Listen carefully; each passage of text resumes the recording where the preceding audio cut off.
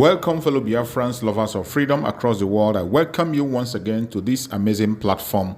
If you have not yet subscribed to this channel, please kindly subscribe, like, and share the program in all platforms. Remember, this is Biafra Exodus Hard Talk TV, a platform where we bring information that has to do with the restoration of Biafra, a platform where we bring information coming from the Prime Minister of Biafra, Republic of Mazi Simon Ekpa, the Commander-in-Chief of the Armed Forces of Biafra. Today is the 6th of August, 2024, and I'm here to share with you the town hall meeting that our Prime Minister held in Lagos. The visitation of our Prime Minister to Lagos on a town hall was amazing, and I feel that every Biafran has to listen to every single thing he has said. I bet you, after listening, you will never remain the same. Now, let us watch and hear from the Prime Minister of Biafra, Republic of Mazi Simon Ekpa. Let's watch. Thank you very much, Biafrans in Lagos, Liazen. Officially, from this today, you will be addressed as Lagos Liaison. I welcome all of you and thank you for inviting me to Lagos. As a matter of fact, while you are in other part of Nigeria, see yourself as you are already in abroad, because that is going to be the final reality. Lagos will be another country at the end of the day. And today, we officially declare you a liaison office in Lagos. This particular meeting today is the first of its kind. And I know that many of you who are part of the government will not have anything to ask. But it is an opportunity for those in Lagos and beyond, in Nigeria diaspora, to have this opportunity to ask questions and bring in their concern why they have not been part of the struggle, the liberation of Biafra. My fellow Biafrans, I welcome all of you today. I come with message of hope. This is the time to come together and make this freedom a reality. The admin of Lagos Liaison has just taken words out of my mouth, but I will go further to give some light in what he has said. When we come on board in the Biafra liberation, like I promised Mazi Nnamdi, that if there is nothing on the table for Biafra to come, I would bring something to the table. And I will continue from this particular statement where the liaison officer stopped. I want you to understand that for the very first time, for those who are always asking you, what have the Biafra government done? What has Simon Ekpa done? At least, if they have not seen anything that we have done, I will explain a little bit of what we have done. When we started, there was a particular group that always have been asking, where is your roadmap? And that question was actually directed to Mazi Nnamdi and the defunct IPOB. They say, where is your roadmap to freedom? And during that time, there has never been any answer to that question until now. And in case, if you have not seen that answer physically on ground, I will explain the answer, which is the roadmap to Biafra. One is that for the very first time in the history of Biafra freedom fighting, we use what we called multi-dimensional approach. No other Biafra group anywhere in the history have used it. And what is the multi-dimensional approach? The political approach, the diplomatic approach, and the armed struggle approach. Pay attention. Political approach, diplomatic approach, armed struggle approach. Now, every other group neither use any of these three. They are tempted to use maybe diplomatic approach, which failed, because you can't use diplomatic approach when there is no very strong resistance from the Biafra people against the Nigerian government. It's not going to work. So what do? We activated the entire 3 stages of freedom fighting. What is the diplomatic approach? Diplomatic approach is making sure we open, first of all, we have formed Biafra government in exile. It didn't end there. The Biafra government in exile now formed the Biafra de facto government. It did not also end there. The de facto government now has a complete government structure from state to county to district. We have defined our map of Biafra. In this map of Biafra, we have 40 states. And this 40 state is called the United States of Biafra. What is the system of government? Confederation. Confederation. This is a combination of the diplomatic and political approach. After we have done this, the Biafra government in exile has activated the diplomatic approach by opening the liaison offices all over the world, seeking recognition from countries. And we are not actually expecting any country to recognize us now. Because if you are very conversant with government in exile, you understand there are complications. But how well you are ready to fight will determine how it's going to end. Like you know, we are not the first country to have effective government in exile. It didn't end there. We have what we call the most effective government in exile that controls the territory in the homeland through the de facto government and the Biafra Defense Forces. I am explaining to you now the diplomatic and the political approach combined. Now, the diplomatic approach also gives birth to the Foreign Affairs Ministry of the Biafra Republic government in exile, which is responsible in approaching government all over the world. The same diplomatic approach gave birth to us hiring one of the best lobbyist firms in the United States today. And you don't go and hire lobby firm, as a group without something very tangible that the lobby firm will use to, advance your cause. It becomes a waste of time, resources, and money.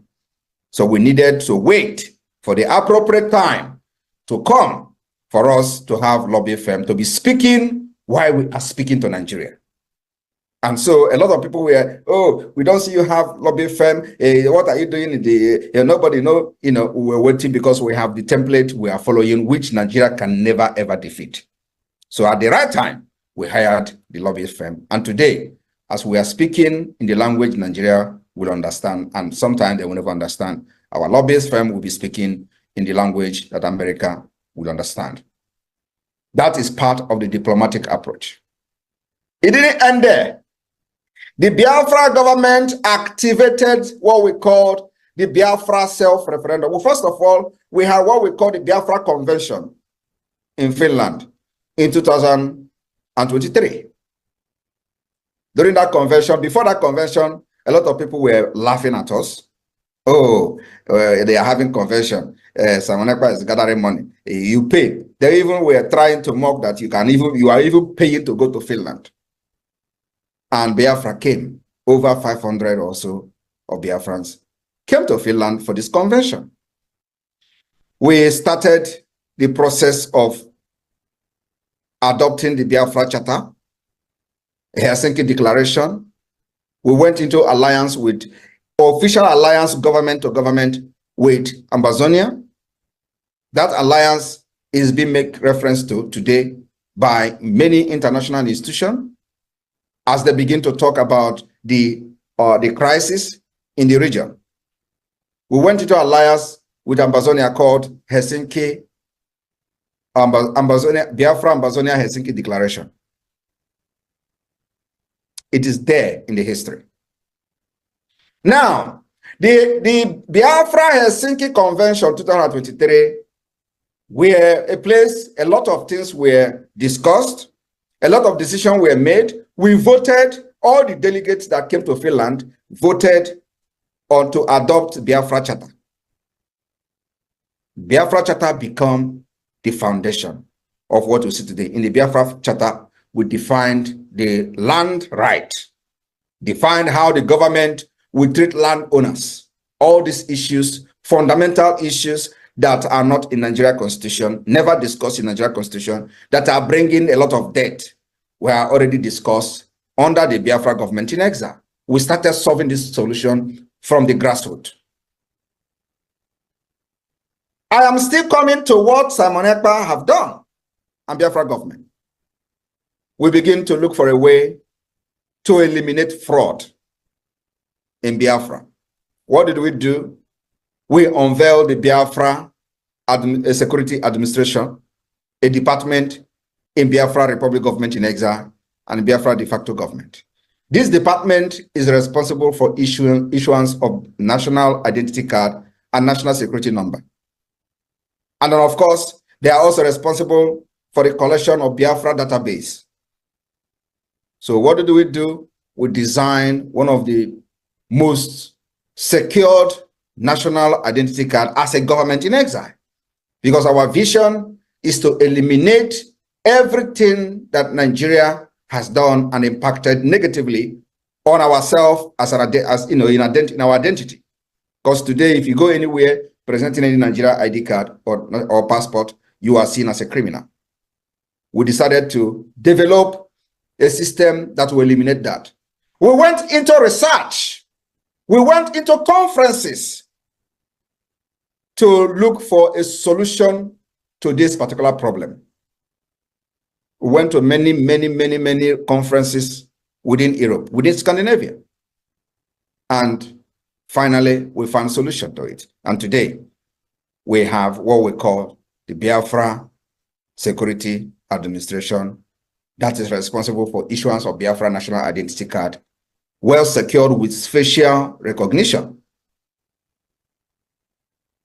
That is part of the political solution or the political approach, making sure that we met the international requirement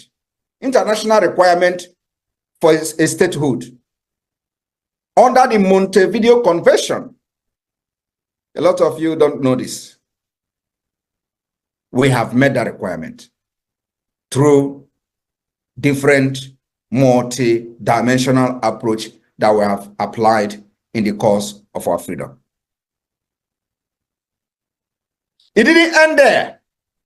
We continued and we unveiled the Biafra self-referendum, which was a continuation and a product of the Helsinki Convention of 2023. If you watch some of the video clip while we visited the office of Biafra Lazen in Finland, the opening, when we were in Finland, I made a speech from that office where I said, the next year, we are going to enter the Biafra self-referendum. And that next year is 2024. We started the Biafra self-referendum voting online. We went the first phase. The second phase, we changed, making sure that because of the difficulties our people are going through with the network and all that, we changed to also adopt a physical voting. And today, we have recorded over 49 million votes. But when we started, they laughed at us. I am telling you what Simon Ekpa have done. I may not tell you all, but I'm telling you the most crucial ones You people will now use your hand, and because everything we do is on social media, we're not hiding, because this is a freedom fighting for a nation. You don't hide anything. Everything you do needs to be in the public for international community to judge by themselves. And as I'm talking to you today, on the second phase of the Biafra self-referendum, we recorded 30 million votes that have called the attention of international community. As reported by the ORB.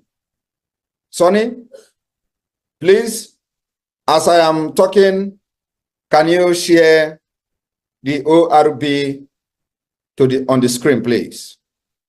The Biafra self-referendum today has attracted the attention of international community, including the attention of the researchers from reputable institutions. One of them is in the United Kingdom. And they researched on our self-referendum. And this is what they have to say. Keep an eye on Biafra self-referendum. But when we started, they tell you who is the observer. Do you have international observer? Do you have UN coming to back you? Do you have this and do you have that? It didn't end there. Share it on the screen. I want every one of you to go and read this.